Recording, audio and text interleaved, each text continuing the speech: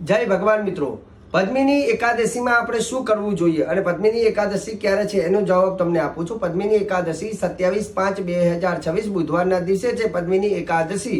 એવું કહેવાય છે કે નારદાયા પુરા પ્રોક્તમ વિધિના વ્રતમુત્તમમ પદ્મિન્યમ પાપ રાશિદનમ ભુક્તિ મુક્તિમ ફલપ્રદમ. જે વ્યક્તિ પદ્મિની એકાદશીનું વ્રત કરે છે, ભગવાન ઠાકોરજીની પૂજા કરે છે, એના પાપમાંથી મુક્તિ મળે છે અને વૈકુંઠની પ્રાપ્તિ થાય છે.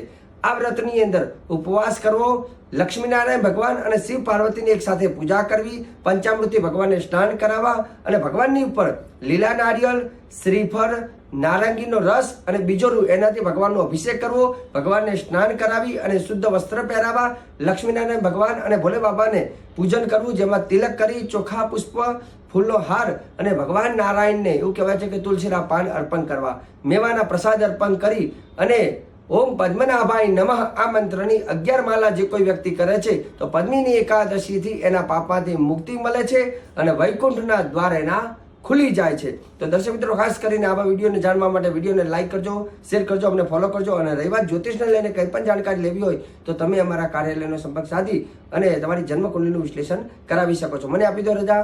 જય ભગવાન.